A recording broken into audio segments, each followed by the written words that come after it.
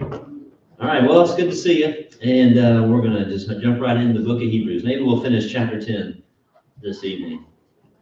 So Hebrews chapter 10 and verse number 30 is where we left off.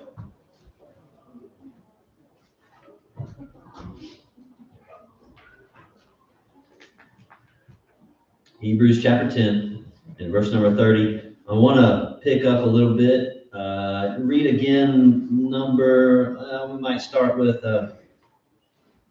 28, because 30 kind of picks up from what it says. So you see in verse 28, it says, anyone who has rejected Moses' law dies without mercy on the testimony of 2 or 3 witnesses. Verse 29 of how much worse punishment do you suppose will they be thought worthy who's trampled the Son of God underfoot, counted the blood of the covenant by which he was sanctified a common thing, and insulted the Spirit of grace? For, verse 30, for we know him who said, now he quotes the Old Testament, vengeance is mine, I will repay, says the Lord. And again, the Lord will judge his people. Verse 31, it is a fearful thing to fall into the hands of the living God. Okay, so he gives more familiar knowledge. It would have been familiar to the readers who were receiving this letter. And he quotes from Deuteronomy. Many of y'all probably have in your Bibles a little footnote will say this is quoting Deuteronomy chapter 32, and it's verses 35 and 36. And these aren't the only times, if you have read through the New Testament, you will see these little phrases before. Especially vengeance is mine, I will repay. That is, Paul mentions that. He quotes that in Romans chapter 12 in verse 19. And if you've read through the Psalms, you'll see a few more times where it says the Lord will judge his people. So I think what the psalmist did actually when he wrote that is he was actually quoting from Deuteronomy in his psalm. That's Psalm number 50 and Psalm number 135 is where you'll find that phrase. But the reason why the writer's quoting it here is trying to make a point. 28 and 29, that how much worse punishment will he be thought worthy who is trampled? Okay, well, who is that punishment going to come from? Who is deciding that this person who does this thing is wrong? Well, that'd be God, right?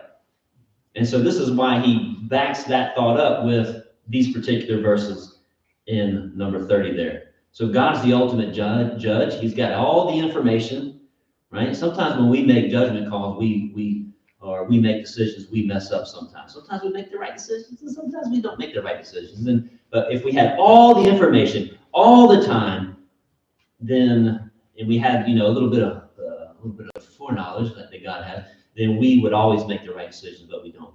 But God has all the information laid out before him, and with every bit of knowledge that he has, he's able to make the right judgments. And so, it sounds bad. Verse 28 and 29, or 29 especially, sounds very, very bad. Like, you don't want to find yourself in that position.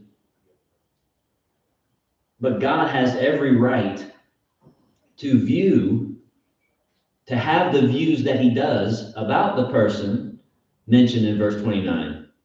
God has every right to view a person that way who has done those things, and has every right to mete out the proper judgment on that person because of it. Does that sound right? Does that make sense? A lot of people don't like that. Well, who is God? But this is the scriptures that we claim to follow. Yes, sir. People a lot of times will draw this picture of the grandpa God, and yet verse 31 says it's a terrifying thing to fall into his hands. Yeah. He said that the picture some people paint is God being like a loving grandfather, and I would say there's a part of God that is sort of like that, right? If everything's allowed at the grandparents' house, right? That's what the parents get upset because you go to grandparents, you take your kids to my grandma's, to my mom's house, and they come back jacked up and full of candy, because you're on some crazy sugar high, and you're running around and even I think my mom even has something like on the wall that says something like everything's allowed at grandma's house or something like that. You seen those? I just want to knock that off the wall. No, it's not. Shouldn't be that. But that's the idea of God, that you're saying that people paint of God, that, well, everything, well, it's God. He's all loving, and so that, everything goes, and he'll just kind of overlook all of our sins and things like that. But He doesn't spare the rod. he does not spare the rod, yeah. He doesn't. And grandparents who don't either, they are good for that. People mistake loving for overlooking Yeah, and don't see correction as loving, which is just crazy to me. yeah, that's right. And actually, the writer will actually get into this in chapter 12 a little bit. And when he talks about the chastisement that comes from God, and it comes upon those he loves. Then he refers to the Father and all of that. But yeah, so then and so we have this verse 31. And I'm saying that's there is the loving part of God, and we talk about the goodness and the severity of God, Romans 11:22. And so, but everybody cuts that verse off, and they cut it in half, and they only want to live by, or the belief of the goodness of God, and they forget about the severity. And so, verse 31, maybe that's why he did this. He brings this up in verse 31 because sometimes we want to just kind of sweep that part of God under the rug and not think that that's going to happen. But in verse 31, he appeals to appealing to the fear of God here, that a real fear of God. And I don't believe this is the respect. It might have a touch of this word being used as it is here in verse 31, has a touch of the respect and reverence that we ought to have for God, but it certainly has to do with connecting with the fact that God can punish, and that eternally punish, not just slap on the wrist, smack on the bottom with the belt or whatever, and then and the next day all is fine. Now God has the power to eternally punish, and that's something that ought to stoke a little fear and put a little fire, so to speak, under our pants, and get us motivated to live like the kind of people that we know we should be living like. Yes, sir. Accountability. Yeah, we have we help. God's gonna hold us accountable. That's kind of confirms it right there. It's a fearful thing. Mm-hmm. Yeah, that's right. Go ahead. A lot of people take the view that, a loving God and a just God is contradictory. Yet in reality, the fact that God is a loving God is why he is a just God. The fact that he's a just God is why he's a loving God. Yeah, the two go hand in hand, don't they? Right? Yeah. If he wasn't just, he wouldn't be loving, right? And I mentioned this before a couple weeks ago. This is verse 31 is probably, I'll call it the shortest sermon on hell that you're going to read in the Bible. There's a lot in there, and we could sit here and we could break it down and preach a sermon on it or whatever. But he brings this verse in for a reason. This thought into these people that he's writing to for a reason.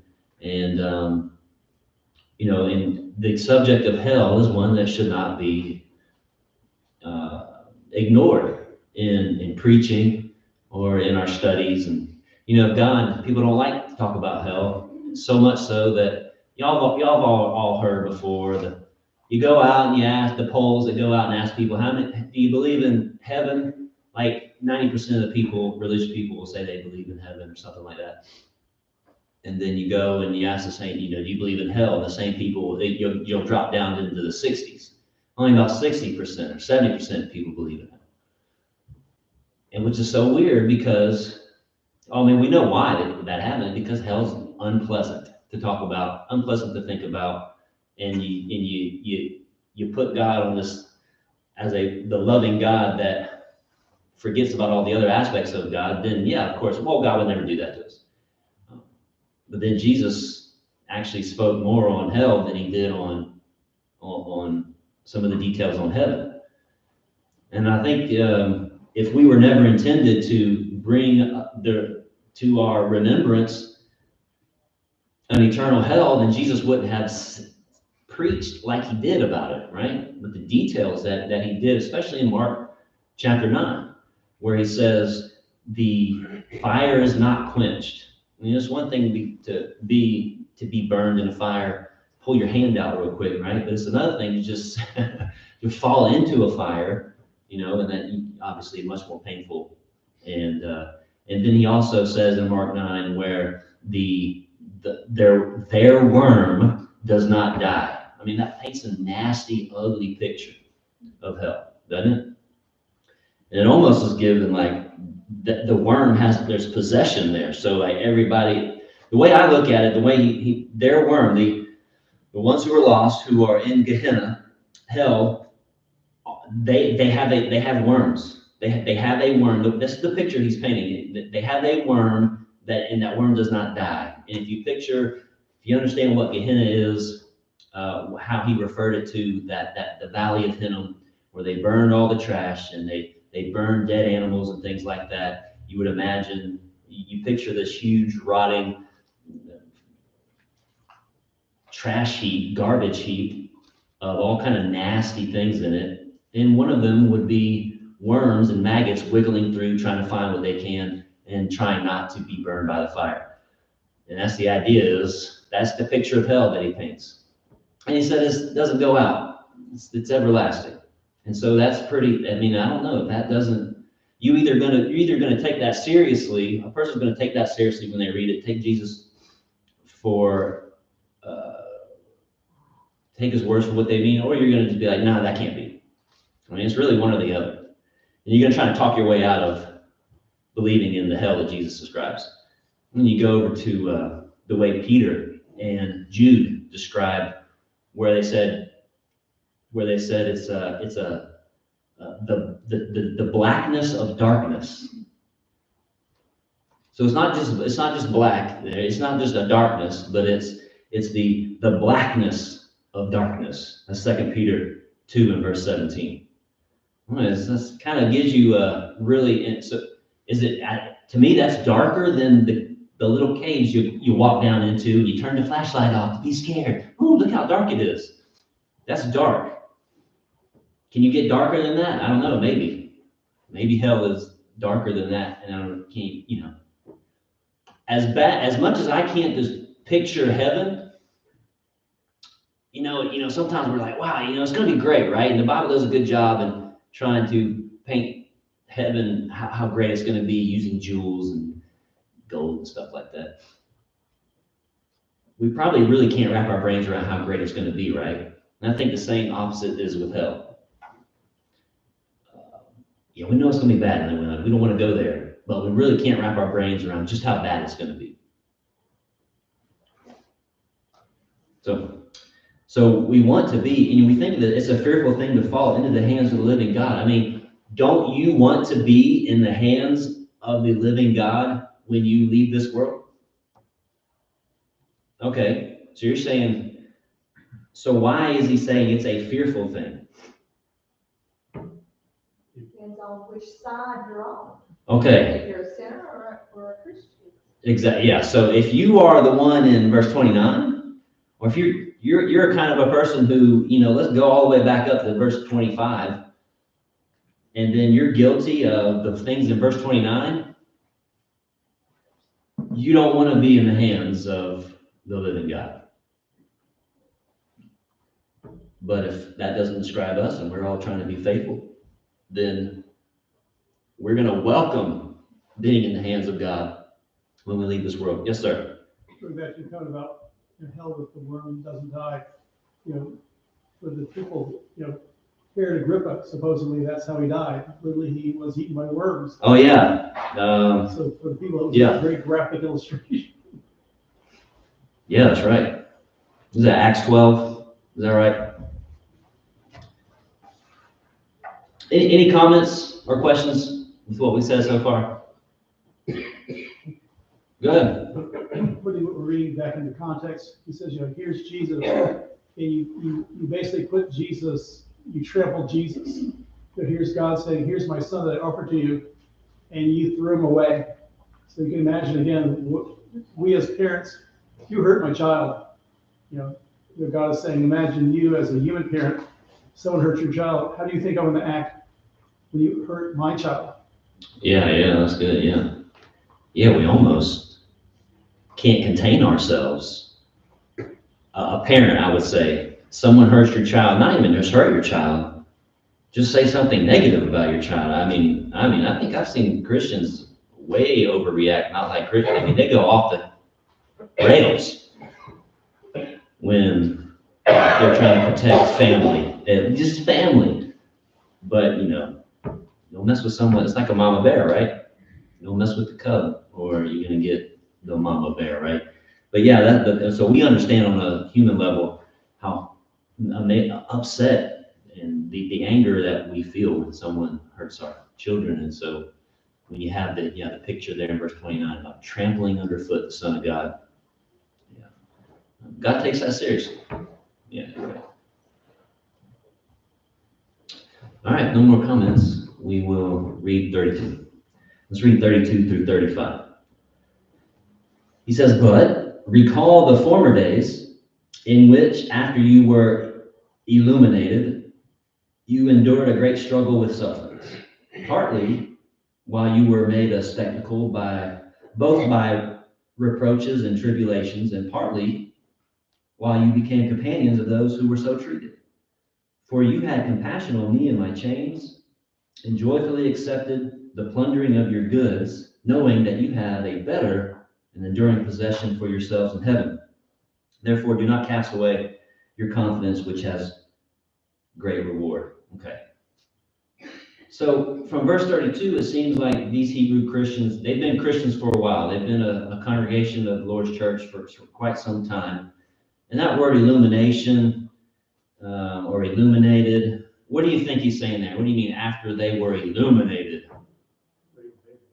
All right, I think that's what it means. Just obey the gospel. Yeah. They came to a knowledge of the truth, and they obeyed it. They were illuminated. They could see. If that's not what it is, I'm not quite sure. If you have an idea, you can throw it out there for us. I think he's talking about their salvation. They said after you were saved, you endured a great struggle with sufferings. And so it talks about the persecution and the trouble that came their way after accepting Jesus Christ, after becoming Christians. And you have to remember, when you become Christians, you denounce everything else. So whatever religion they were, these would have been Hebrews. Not only would you're supposed to be denouncing Judaism, which is going to bring you some trouble from that side. You're also denouncing everything around you, all the pagan worship that would have been around them as well. Probably could be speaking of some of the persecution that happened in the early days of the church. So you tell me, who was the big persecutor that we know of in the early days of the church? Yeah, it would be Paul. Or he was called Saul. Yeah. Yeah, so Acts chapter 8, verse 1 says, Saul consenting to Stephen's death. And then at that time, a great persecution arose against the church, which was at Jerusalem. I mean, where do you think the biggest concentration of Hebrew Christians would have been? It would have been Jerusalem, right? A great persecution rose against the church, which was at Jerusalem. And they were scattered throughout the regions of Judea and Samaria, except the apostles. They buried, verse 2 says they buried Stephen. And then verse 3 says, as for Saul, he made havoc of the church. That is, that word means he laid waste to the church. That's almost like a war kind of term there, laying waste to something. Entering every house, dragging off men and women, committing them to prison. Doesn't sound like so imagine watching all that happen to Christians, and then someone comes up to you with the gospel and says, you need to obey the gospel. And so what do you and you've seen like half your neighborhood get dragged off to prison or stoned or whatever. Just understand just how hard it would have been to accept the truth back then. And we have people today just kind of just throwing it off like it's nothing, like it's nothing. Like, yeah, I'll just rub it off. Also, you think that the Christians, there's like a double impact, because when they were Jews, Jews were a legal religion, so the Romans allowed atheism. Right. Once you became a Christian, to use the Roman word, you were now part of a superstition. The Roman had laws against superstitions. So you went from being, if you will, protected by being a Jew to then becoming an illegal religion. So, your Jewish friends are going to reject you, but now society suddenly looks at you a whole lot different. Yeah. It's almost like a double whammy. Yeah. And all you have to do as a Jew just be like, tell the Romans, like, they're rebelling. This is a little sect that is starting to grow, and they're going to rebel. They're saying they have a king, and they're going to be rebelling against Rome. That's, So yeah, it would have been doubly tough. So with verse 25, go all the way back up to verse 25 again, and just glance at that for a second. Get that in your mind. Not forsaking the assembling of ourselves together. But by not doing that and coming together, they are not forsaking. They're coming together as the church. That they were making it publicly known what they believed and who they associated with, right? Who they had fellowship with, who were their companions, which would have been other known Christians in the area, maybe other Christians who were labeled as troublemakers or whatever it might be. Kind of like, obviously they didn't have cars back then, but like somebody rides by, let's say we were known to be, we're the outsiders in the community, and we're a bunch of troublemakers over here, and somebody rides by and sees your car parked out there. You're like, oh man, so-and-so's with the Church of Christ. I know what that means. And they run off, and that spreads that you're with a bunch of troublemakers. But that's the idea back then. You've seen walking out of the house of a known Christian, boom, you're instantly associated with them. You're instantly guilty. You're instantly doing whatever they are doing and believe whatever they believe. And so they were, and this apparently brought on, just gathering together, brought on some hardships for them and persecutions that they were willing to accept. They're like, fine, we'll take it. And verse 34 suggests that some Christians were trying to help other Christians who had been actually thrown in prison, specifically the writer here. Visiting them. I would imagine that it's not far-fetched to think that a Christian someone's in prison, let's say Paul, and they're going to go take care of his needs. They're going to go visit him and bring him some things or whatever. Do you think maybe some Christians who went to visit the prison never actually left the prison? I would think that's a possibility. It scares me a little bit because, every time I go up to the local prison, I definitely want to leave and come home, right? But imagine if there was a threat, and I think there's always been a threat. What would I do? I don't know. Well, if I knew that there was a chance that I would not leave the prison, get actually thrown in the prison, would I still go there?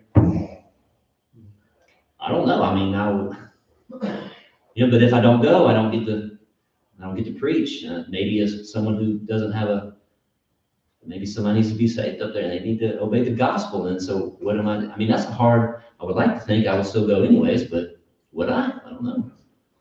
I would like to think I would, but sometimes I don't think we know what we're going to do until we have a good idea of what we're going to do. Are we really going to do it when we're put in that situation? It is tough.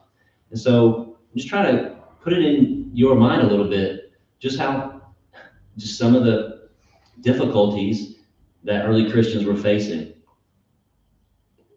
And then some Christians were in prison. Well, we need to go see them because Jesus talked about visiting your brethren in prison, right? Well, we need to do that, but, I might not leave. Might get thrown in there with them for life. And so all of this is just being faithful brought unwanted attention to themselves. And I think what the writer's point is making, the point he's trying to make is that you have gone through, and he said the former days, and so it doesn't seem like this is going on when he wrote this letter. So the height of persecution might have been right when the church was blossoming everywhere. And I think one of the point that he's making is that you went through, remembering the whole context of the book, okay? You went through all of that.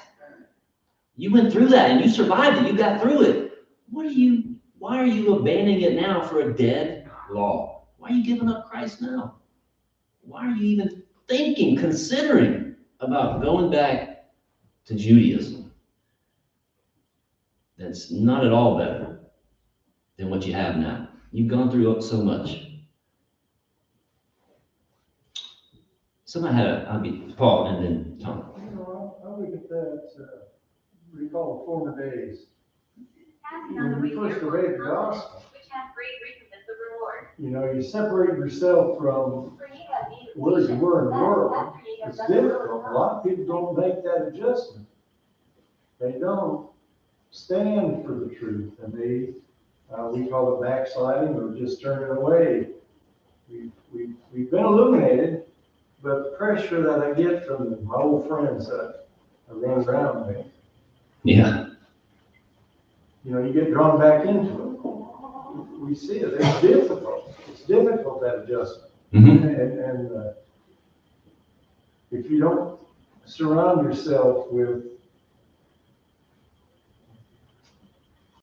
your companions of the gospel, Mm-hmm. my brethren here, who, when I come together on Sunday or Wednesday, make phone calls and all, it encourages me to remain faithful. Right. It's difficult in the world that way. Yeah, and that when I'm trying to point your mind back to just how rough the early church had it, I'm not trying to suggest that we should have the mindset today that, oh, it's just so easy, that I shouldn't struggle with this, and I shouldn't have the feelings I do about whatever it is, because it still is tough. I mean, you got people showing up even for Wednesday night class, which you would think that this is Wednesday night. They're the ones who put the effort in and are really trying to be faithful, and hopefully you're not doing that out of obligation, but even Wednesday night folks, sometimes you have people, no matter what services it, no matter what day the doors are open, and sometimes they're just kind of showing up and they're just kind of, I don't know, just kind of about to fade out of reality sometimes, I think. Just like, just here, just kind of floating around the air. But, so it was tough back then, and it is still tough now. It's just in a lot of different ways, right? But I think it helps when we appreciate just how tough they had it. We can say, okay, it's not as bad as it used to be, or not as bad as it could be, not as bad as it could get. Then maybe that helps us try to focus a little more on and be a little more appreciative of what we have, and carrying out the commands that we're supposed to do with a little more dedication, maybe. Yes, ma'am. I was just thinking that, we don't have to go back to the days of the New Testament to think about how tough it would have been. I mean, there's Christians in the world right now. Still today, yeah. That, I know Christians in China and other places where they meet together under crazy circumstances and in secret and. Yeah, it's true. You're not even allowed to email. You can't even email a Christian in China, right?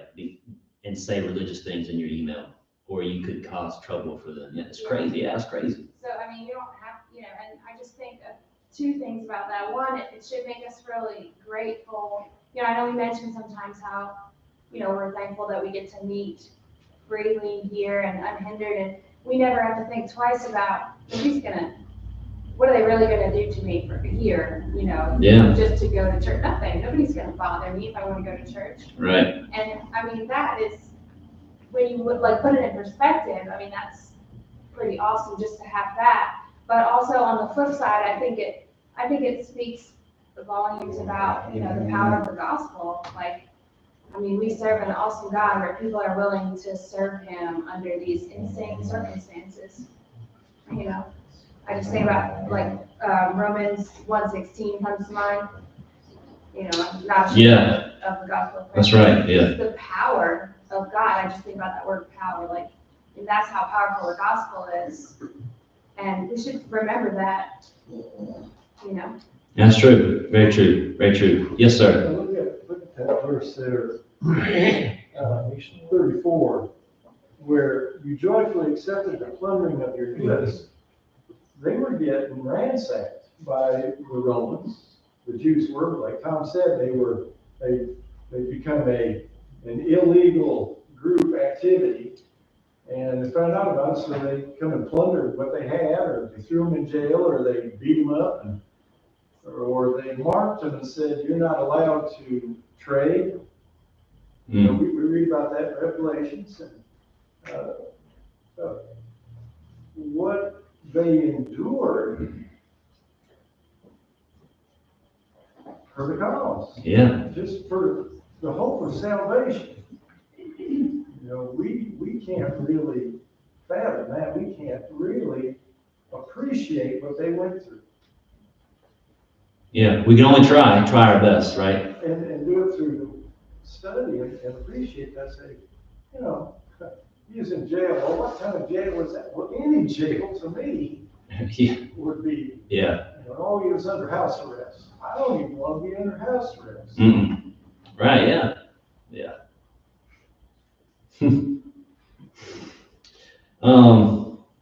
Verse 34, I did want to mention that verse 34 is evidence. I know I keep saying the writer. But 34 suggests that this is probably Paul, right? And only because of the other letters that we have. Well, we know Paul is in prison, and he has said very familiar things like this. And people have come. We know that people did go to and care for his needs while he was in prison. You can read that in a lot of his other letters. Verse 35 is yet another verse that proves once saved, always saved is not biblical, is not at all biblical.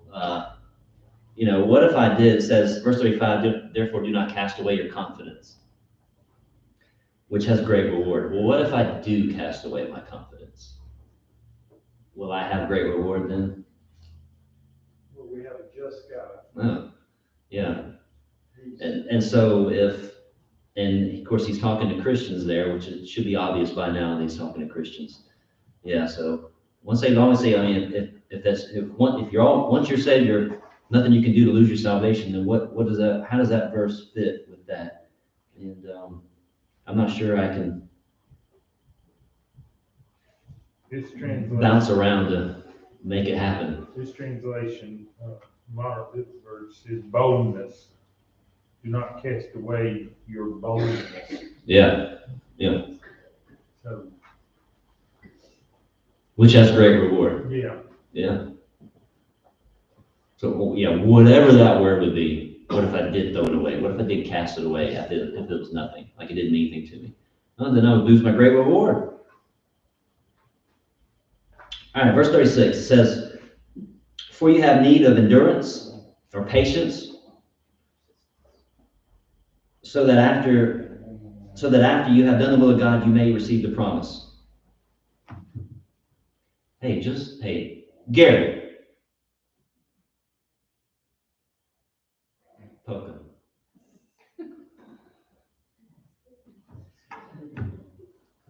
I mean, I don't mind people sleeping, but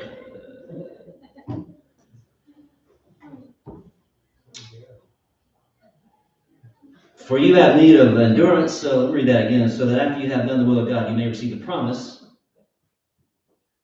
Now, if you have need of patience, do y'all think that verse suggests that there will never be a time when we will not need patience? Like, you think we're going to get to a time where we're like, yes, I've done it. I have all the patience in the world. you better repent. Huh? You better repent.